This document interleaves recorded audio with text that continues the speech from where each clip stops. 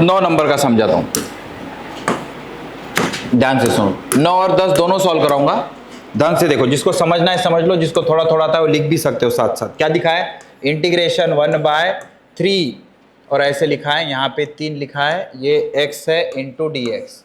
तो बेटा सबसे पहले तो 1/3 बाहर आ जाएगा, ये 1/3 कांस्टेंट है। अंदर क्या बचेगा? 1/x⁻³ इंटू डी एक्स, क्योंकि जब यहाँ 3 लिखा होता है इसका मतलब क्या होता है? 1/3।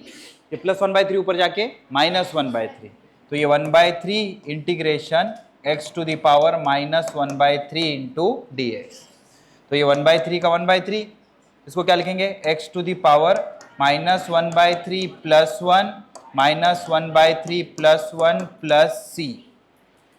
अब ये -1/3 प्लस 1 मतलब 1 -1/3, प्लस को पहले लिखा, माइनस को बाद में लिखा, इधर कुछ नहीं मतलब 1।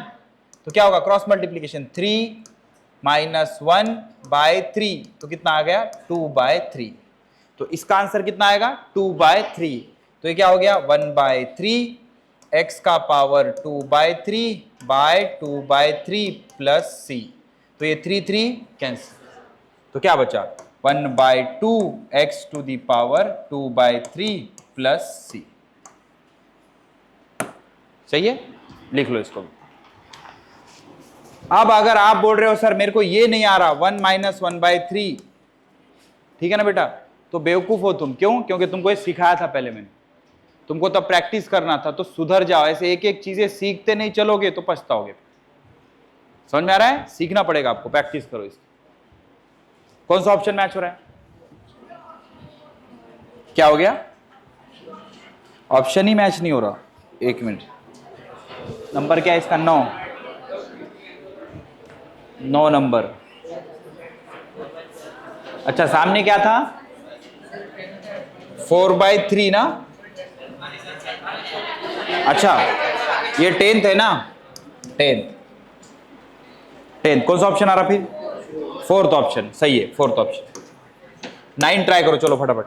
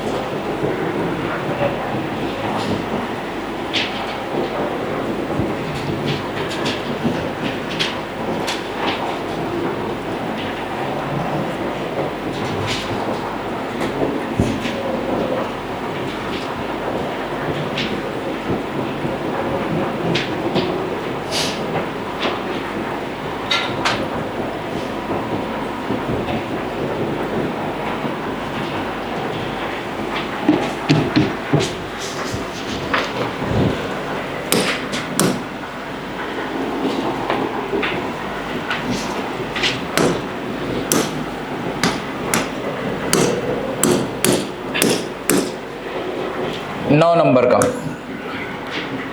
Integration 4/3 cube root of x into d x. सबसे पहले क्या करेंगे? 4/3 बाहर ले लेंगे।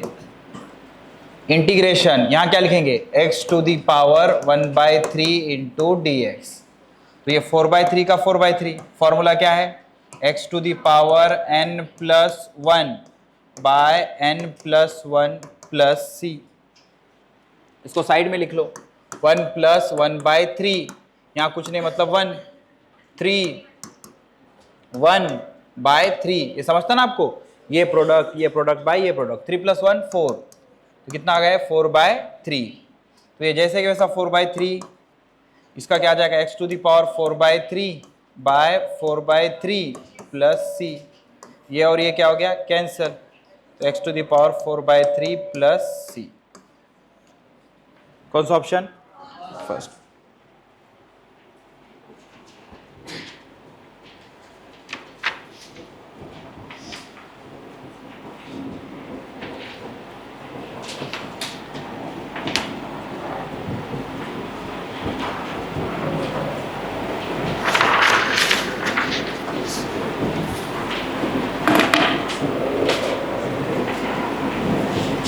डन। अब लिखो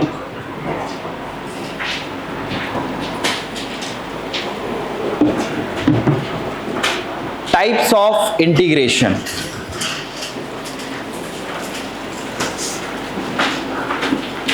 टाइप्स ऑफ इंटीग्रेशन टेस्ट के लिए ये जो शीट है इसको ही रेफर करो, इसके एमसीक्यू बार बार करो। समझ आ रहा है? ऐसा मत बोलो कि मेरे को आ गया एग्जाम में फिजिक्स, केमिस्ट्री, बायोलॉजी का पेपर तीनों एक साथ 3 घंटे में सॉल्व करना बहुत बड़ी बात रहती। तो मेरे को आता बोल के जो बैठ गया, फिर एग्जाम में आपको लगे यार सर मेरे को घर पे आ रहा था, एग्जाम में क्यों नहीं आ रहा था? क्योंकि वहाँ पे टाइम बहुत कम रहता। तो जितने ज्यादा बार करोगे तभी आ जाएगा। जिसकी शुरुआत अच्छी होगी वो जल्दी से ट्रैक पे रहेगा। अदरवाइज फिर मेरे को सब आता बैठ जाओगे, फिर टेस्ट में जाके बोलो कुछ याद ही नहीं आ रहा। तो इसलिए रोज करो, जो आ रहे ना सवाल इसमें के वो बार बार रोज प्रैक्टिस करो। एंड जो बड़े बड़े सवाल है अभी के लिए रहने दो, गड़बड़ मत करो। समझ में आ रहा है? ये रेफरेंस शीट है, इसमें नीट, जेई एडवांस, AIEEE सारे क्वेश्चन डाले मैंने। समझ में आ रहा है कि नहीं? तो जितने तुमको आ रहे हैं उतने मोर देन सफिशिएंट है। करेंगे हम पूरे, लेकिन अभी नहीं, गड़बड़ मत करो। जो नहीं आ रहा वो आके पूछो, और जो आ गया वो आ गया मत बोलो, प्रैक्टिस करते रहो, उसकी ढंग से प्रैक्टिस करते रहो। 2 दिन बाकी है पेपर में, तो उसमें के सारे एमसीक्यू जो पहले आ रहे थे वो और फिर करो। रूल्स ऑफ इंडाइसिस होंगे, स्क्वायर रूट होंगे, अरिथमेटिक प्रोग्रेशन होगा, ज्योमेट्रिक प्रोग्रेशन होगा, बायनोमियल अप्रोक्सीमेशन होगा।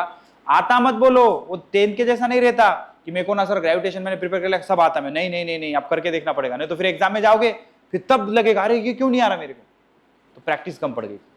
समझ में आ रहा है? तो बार बार चीजों को सॉल्व करो, हर रोज ट्राई करके देखो सवाल उसके, तभी आएंगे। ओके, चलो लिखो types of integration. Types of integration. बेटा बात को समझना, इंटीग्रेशन के 2 टाइप्स रहते हैं। टाइप्स ऑफ इंटीग्रेशन, तो इंटीग्रेशन के बेसिकली 2 टाइप्स है हमारे पास। ठीक है, समझना। तो कैसे 2 टाइप्स है देखो, एक में क्या होगा, integration of y dx, integration of y dx, और दूसरे में भी क्या रहेगा, इंटीग्रेशन ऑफ y dx। अब इसमें फर्क क्या होगा देखो, इसके गिवन डेटा में फर्क होगा। यहां पे आपको दिया जाएगा a, यहां पे आपको दिया जाएगा b, और यहां पे ऐसा कुछ भी नहीं होगा जो अभी तक हम कर रहे थे। तो जो अभी तक हम जो कर रहे थे उसको बोला जाएगा इनडेफिनाइट इंटीग्रेशन। इनडेफिनाइट इंटीग्रेशन, ठीक है, और इसको बोला जाएगा डेफिनाइट इंटीग्रेशन।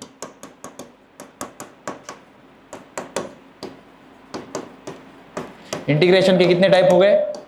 2 टाइप। बोलते क्यों नहीं? कितने टाइप हो गए? 2। कौन कौन से? Indefinite integration, definite integration. Indefinite मतलब जिसका कोई फिक्स नहीं, जैसे तुम हो, तुम्हारा अभी कुछ भी फिक्स नहीं, क्या भीख मांगोगे, कुछ पढ़ लोगे, कुछ लिख लोगे, अभी कुछ फिक्स है क्या? नहीं। Indefinite integration. डेफिनाइट मतलब मेरे जैसा फिक्स है, मार खाएगा बीवी का। समझ आ रहा है? तो डेफिनाइट इंटीग्रेशन। ये इनडेफिनाइट, वो डेफिनाइट। तो डेफिनाइट मतलब जिसमें चीजें फिक्स होती है। तो कैसे समझ में आया? सर यहाँ पे कोई फिक्स ही नहीं है और यहाँ पे फिक्स है, तो ये जो दिया है इसको बोलते हैं लिमिट्स। क्या बोलते हैं? लिमिट्स। कहां से शुरू करना है, कहां तक जाना है, यहां से लेकर यहां तक। तो इसको बोलेंगे लोअर लिमिट। जो नीचे लिखा होता है उसको क्या बोलेंगे? Lower limit. इसको बोलेंगे upper limit. Lower limit, upper limit, ठीक है ना। जैसे घर में भी अपने को डैडी लिमिट समझाते, देख बेटा तेरे को फ्रीडम तो पूरा है, लेकिन सूरज निकलने के बाद और सूरज गुरूब होने से पहले घर पे वापस आ जाना। तो शुरू लोअर लिमिट, खत्म upper limit. Lower limit, upper limit. तो जिसके लिमिट दिए होंगे उसको बोलेंगे डेफिनाइट इंटीग्रेशन, और जिसके नहीं दिए होंगे उसको बोलेंगे इनडेफिनाइट इंटीग्रेशन। तो जो अभी तक हमने पढ़ा वो क्या था? इनडेफिनाइट इंटीग्रेशन था। अब पढ़ेंगे डेफिनाइट इंटीग्रेशन। सेम है, बस थोड़ा सा फर्क आएगा। तो ये जो लिखा है इसको बोलेंगे लोअर लिमिट। क्या बोलेंगे? Lower limit. और ये जो लिखा है इसको बोलेंगे अपर लिमिट। क्या बोलेंगे? अपर लिमिट, ठीक है। तो जिस इंटीग्रेशन के लिमिट रहते उसको बोलते डेफिनाइट इंटीग्रेशन, जिसके लिमिट नहीं रहते उसको बोलते इनडेफिनाइट इंटीग्रेशन। दोनों में फर्क क्या रहता? इसमें सी नहीं आता, नो इंटीग्रेशन कांस्टेंट। क्योंकि सवाल आपको थोड़े दिन बाद पता चलेंगे, अभी भरोसा करके चलते रहो। नो इंटीग्रेशन कांस्टेंट, इसमें कभी भी आपको इंटीग्रेशन कांस्टेंट नहीं दिखाई देगा, और इसमें इंटीग्रेशन कांस्टेंट रहे। समझ में आ गया? तो कितने टाइप है इंटीग्रेशन के? कौन कौन से? अगर इंटीग्रेशन का जो नागोबा टाइप सिंबल है उसके नीचे ऊपर कुछ लिखा है तो उसको बोलेंगे डेफिनाइट इंटीग्रेशन, और कुछ नहीं लिखा तो जो नीचे लिखा है वो मतलब यहां से वहां तक इंटीग्रेट करना है, यहां से वहां तक इंटीग्रेट। ओके, कॉपी कर लो इसको।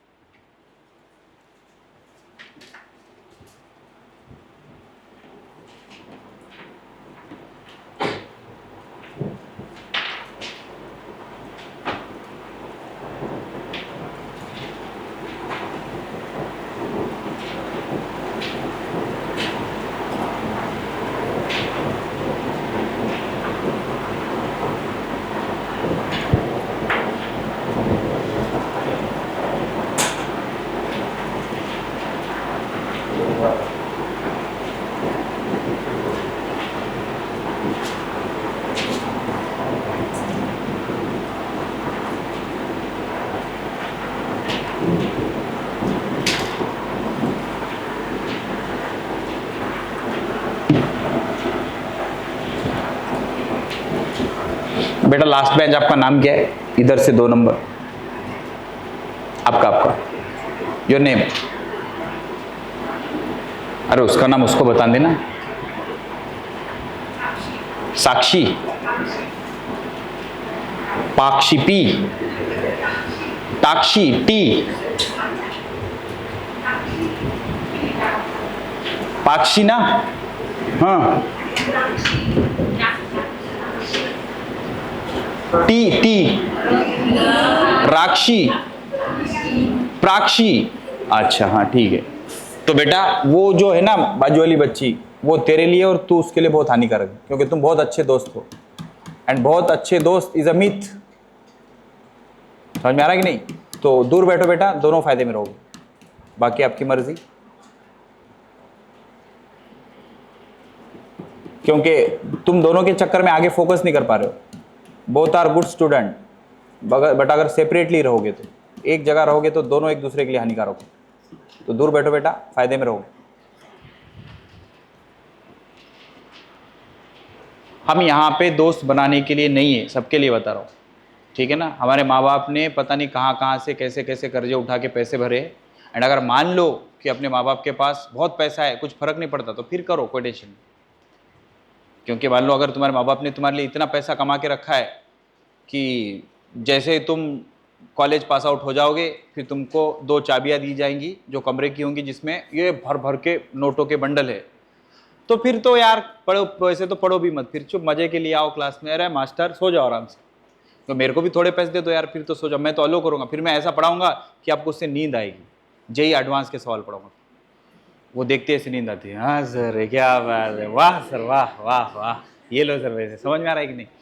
लेकिन अगर ऐसा सीन है, ये लास्ट बेंच वाले, अरे क्रिस गेल, हाँ बात मत कर, ओके, बात समझ में आ रही है कि नहीं? तो ऐसा कुछ होगा तो फिर मत पढ़ो। लेकिन अगर थोड़ा सा भी एहसास है कि माँ बाप ने कहाँ कहाँ से पैसे जमा करके, क्योंकि बाहर भले ही तुम कुछ भी बताओ कि, क्योंकि अपने फैमिली कंपटीशन में हम बताते नहीं ना कि हम गरीब है, हम पुराने कपड़े इस्त्री करके पहन के जाते हैं, बोलते नए नए नए, समझ में आ रहा है कि नहीं? तो उसमें बता देने, लेकिन घर में वालों को तो पता रहता ना कि यार क्या क्या कॉम्प्रोमाइज करके इन्होंने पैसा भरा है। तो बेटा वो पैसे के बारे में थोड़ा सा सोचते जाओ, बात समझ में आ रही कि नहीं? तो बेटा मत बनाओ दोस्त, जो है उनको भी छोड़ दो, दूर रहो, क्योंकि दोस्ती बचपन में अच्छी रहती, क्योंकि बचपन में इंसान को समझ नहीं रहती, और जिसको समझ नहीं रहती तभी इंसान सही रहता, समझ आने के बाद इंसान मतलबी हो जाता। अब ये चीज़ें जब तुमको बताई जाती हैं, तुमको क्या लगता कि भाई तुम्हारे साथ ऐसा होगा सर, मेरा दोस्त तो बहुत अच्छा है। फिर समझा रहा हूँ मैं आपको, क्योंकि एक्सपीरियंस से बता रहा हूँ, और थेरोटिकल नहीं, प्रैक्टिकल एक्सपीरियंस से बता रहा हूँ, समझ आ रहा है? मेरा सबसे अच्छा दोस्त था, ऐसा हर साल होता था। तो एक मेरा स्कूल का फ्रेंड था, ठीक है, हम दोनों ने 12th साथ में किया, रिपीट साथ में किया, तो मैं सेलेक्ट हो गया रिपीट में, क्योंकि फर्स्ट अटेम्प्ट में हम तालुका प्लेस पे थे, रिपीट में हमने डिस्ट्रिक्ट पे कोचिंग लगाई थी, क्योंकि तालुका प्लेस पे वैसे बहुत बच्चे होंगे तालुके के यहाँ पे, जैसे तालुके में छोटी कोचिंग रहती तो वहाँ पे उस लेवल का नहीं पढ़ाते, तो तालुके में नहीं रह के डिस्ट्रिक्ट पे जाते अपन, क्योंकि कॉम्पिटिटिव लेवल का पढ़ना होता, अपने को एटमॉस्फेयर भी वैसा चाहिए था। तो ऐसा ही मेरा भी दोस्त था एक, तो हम फिर रिपीट करने डिस्ट्रिक्ट पे आए, तो डिस्ट्रिक्ट पे आने के बाद मैं सेलेक्ट हो गया, वो सेलेक्ट नहीं हुआ। तो मेरे को सच में बुरा लगा था, क्योंकि हम दोनों पुअर बैकग्राउंड से थे, फैमिली इश्यूज थे, ये सब था। तो बहुत अच्छा दोस्त था मेरा तब तक वो, कब तक, जब तक हम दोनों गरीब थे। जैसे ही मैं सेलेक्ट हो गया, उसके दिल में काला आ गया। तो मेरे को तो पता नहीं लगा ना वो, तो मेरे को कब पता लगा मैं समझाता हूँ आपको। तो वो फिर वो ऊपर से तो बता रहा था कि वो खुश हो रहा हूँ, लेकिन अंदर से जलने लगा वो। फिर मैं सेलेक्ट हो गया, मैं कॉलेज में चला गया, फिर उसने और एक बार रिपीट किया, फिर भी सेलेक्ट नहीं हुआ वो। फिर कंपटीशन के चक्कर में उसने पैसे भर के एक प्राइवेट इंजीनियरिंग कॉलेज में एडमिशन ले लिया। फिर जब मैं सेकंड ईयर में था तो फर्स्ट ईयर में आया, तो मैं जब थर्ड ईयर में गया वो फर्स्ट ईयर में ही था, क्योंकि उसका फर्स्ट ईयर